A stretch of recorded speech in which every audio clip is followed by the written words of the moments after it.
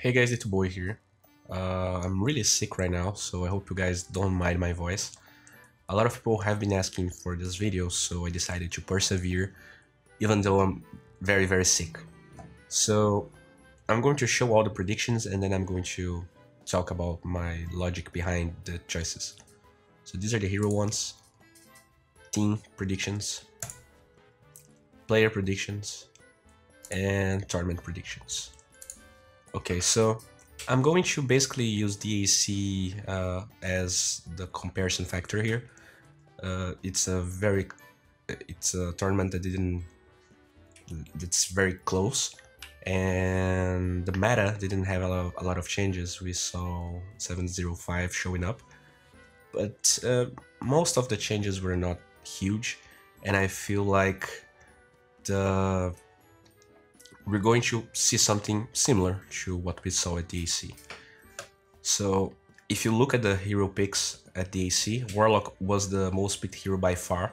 He had no changes, so I feel like he's going to keep being like that. Everyone likes the hero and no one bans it, so probably going to be the most picked hero. Magnus, the same thing. He was slightly nerfed, but you'll still see the hero pretty much banned all the time. He and Spirit are usually the most banned heroes, and Slardar. But I feel like Magnus is still slightly too strong, and it's just very hard to deal with it. So Magnus, most banned hero for sure. Lifestealer was the hero with the biggest win rate at the AC as well. Magnus was pretty close to him, but I feel like maybe we don't see a lot of Magnus games. At the AC we saw 8, and maybe if we don't see 5 games, then I'm not gonna win if I put Magnus. So Lifestealer is just jack of all trades, everyone plays him, there was 0 changes on him, that's it. When I was looking for the highest kill average, I didn't... I thought that, yeah, maybe Invoker was the hero, but I didn't know how ahead of everyone he is. It's very common to see Invokers with like 15, 22 kills every game. And even in games that they lose, they get like 8, 9 kills. I'm pretty sure Invoker is gonna be the highest kill average, for sure.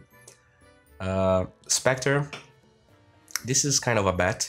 It's very hard to search assist stats. They don't show easily, but Spectre is more often than not the hero with the highest assist average. There's no doubt about that. We saw 3 Spectre picks at the AC, and I'm going to make a bet here, and I'm going to hope that we see at least 5 games being played, and then the highest assist average is definitely going to be Spectre. You can change this one if you're not confident with Spectre being picked.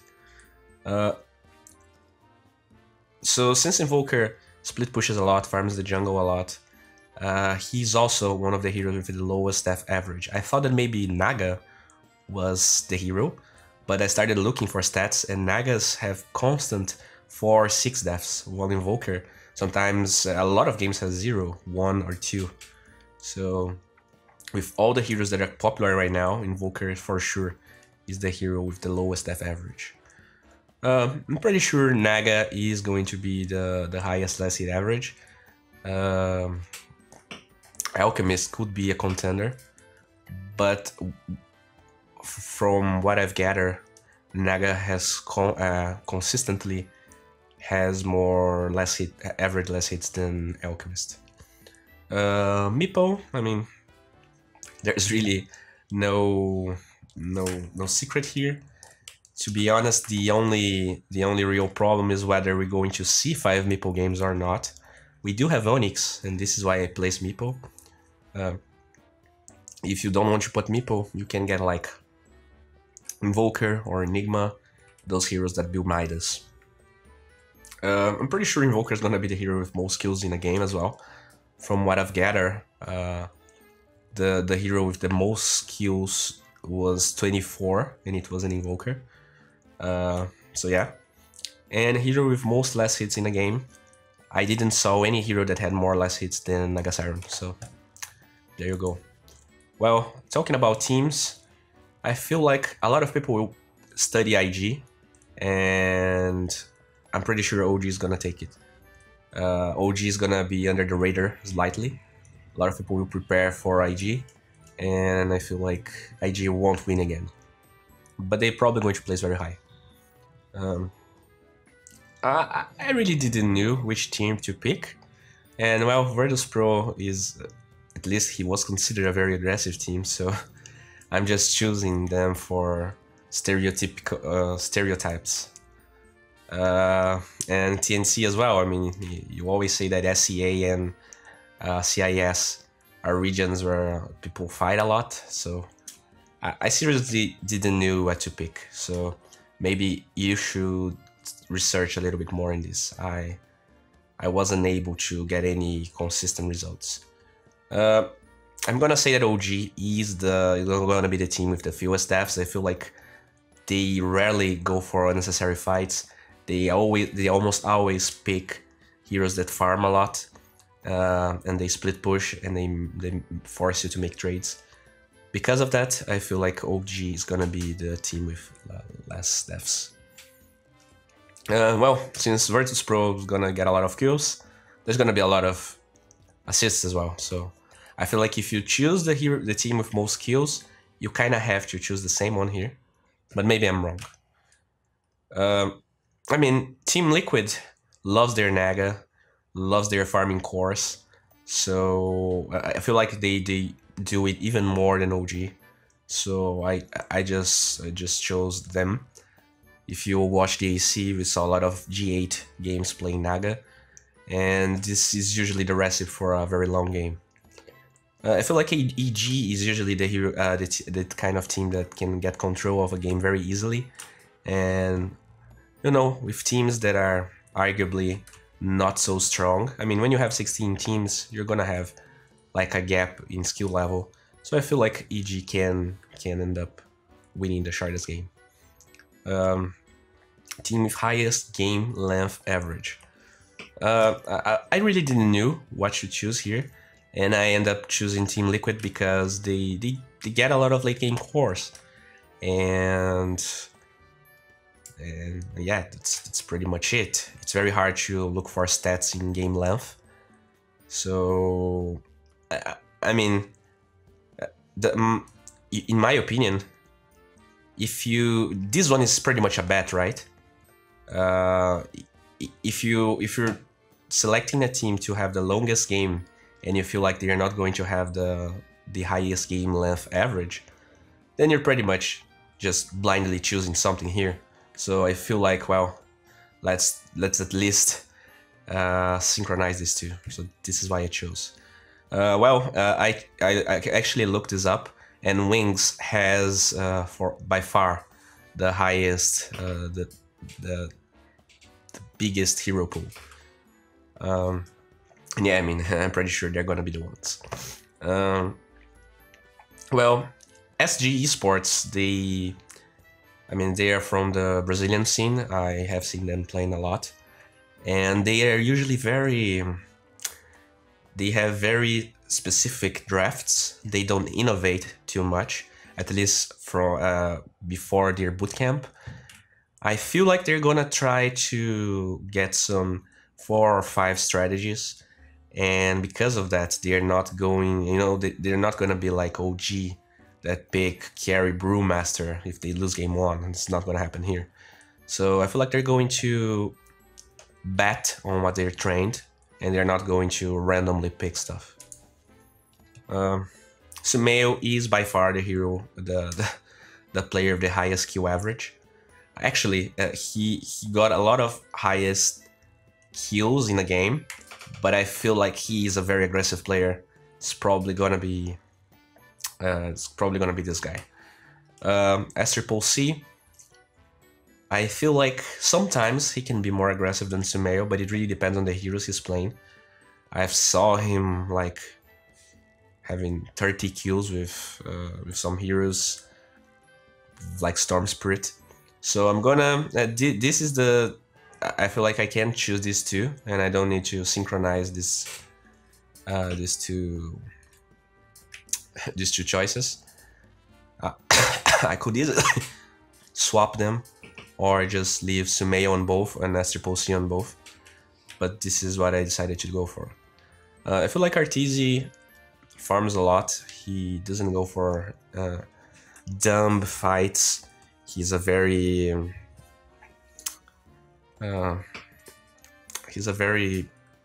calculistic player, and I'm gonna bet that he's the player that dies the most, dies the less. I've actually looked a lot, so I actually searched for the hero that has the most assists in this meta, and that hero is Warlock because of Fatal Bonds. Then I decided to find which player likes to pick a lot of Warlock, and Q showed up. He played like 7 games at the AC, and I feel like if you pick a lot of the heroes that give you high assist average, you're going to show up here. So this was the logic I chose. Well, I seriously didn't know how to choose this one, so I just chose Zai. You see that, I mean, it gives you 600 for this, because it's very hard to guess. And I like Zai, so I picked him. I actually was very surprised. Sumeyo is consistently the player at the AC with more less hits. I mean, you would guess players like Burning or, I mean, anyone. Sumeyo has like 80 less hits average, more than Burning. So I was surprised, but I'm pretty sure this is gonna be, this is correct. And I mean, yeah, I feel like if he has high averages, actually, I'm gonna change this. I'm gonna put Miracle here, because actually maybe I should put Anna. I don't know. I'm gonna put GH, to be honest. Let's put GH here. He is the player that goes for Naga, and it's probably gonna be him. I put Anna here. He plays a lot of Alchemist. We saw Alchemist getting 1.2k gold average easily at the AC, so I feel like this is a good choice. This is actually wrong. This is wrong. This is Sumeyo. So yeah, this is Sumeyo. Actually, yeah, this is Sumeyo. And he is one of the players that plays the most different heroes. Wings, they have a player that have the biggest hero pool, but Wings, they're not having good results for a long time. So I feel like if they lose early, there's not going to be enough games for them to have the most different heroes. So I chose No Tail because I'm pretty sure they're going to go far, and it's going to be enough time for his hero pool to show up. I looked at... I really didn't know how to choose this one. I feel like it's completely random, so I added 30 to 32. At the AC, we saw 75 different picks. I feel like players are understanding the meta more. They're going to pick different stuff.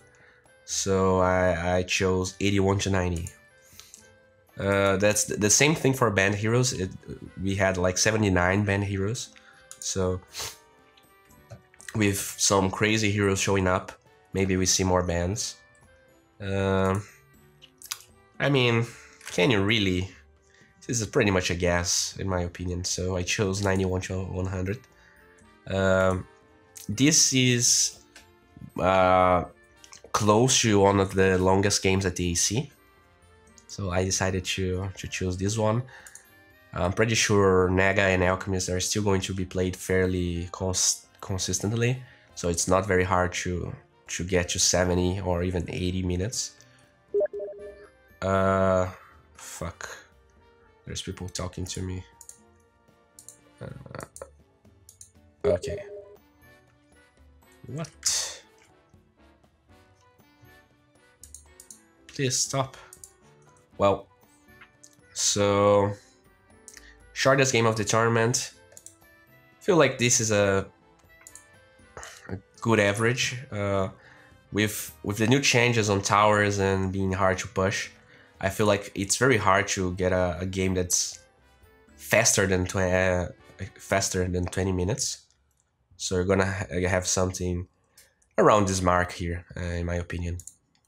Most kills by a hero in a game. So when I was looking for Invoker, I saw that one of the Invokers had 23 kills. Some had 21, some had less, but I guess 23 is a good guess. Most deaths by a hero in game. I'm pretty sure more than 14 deaths is like... unless the game is very long. So maybe I should actually put more here, but... I mean, I feel like... maybe if you don't like this one, you should look for the longest games and see how many deaths you had in those games, but it's very hard to look for games for game length. You usually need to search for Naga and Alchemist games. So this is a good way, but those games usually don't have a lot of deaths because there's only Naga split pushing. Some games are long and they have more deaths when there's no Naga and Alchemist. So I don't know. You can change this if you don't like it. Most assists by a hero in a game. Well, the Spectre games I saw, we had 31 assists in one of the games, 29 in other ones. So I feel like it's a good number. Those were the biggest numbers I found. So there you go. And I feel like 1000 GPM is easily going to be reached easily. A lot of the alchemists had 1.2k average GPM. So yeah, it's pretty easy to. This one's pretty easy. Well, guys, this is it for today. If you enjoyed this video, please give it a thumbs up. Plugin is a platform where you can learn from people like Chessie, Fog, Monib, and get better at the game. They have great content on the new patch, and if you want to raise your MMR, it's a great time. And well, if winning MMR is not enough for you, you should definitely check out our new partner, Lootcase. There you can win and find beautiful cosmetics and go from 0 to hero. And by the way, if you actually add money there, you get a bonus, and if you actually join with my referral link, you're gonna get double the bonus, so that's pretty cool.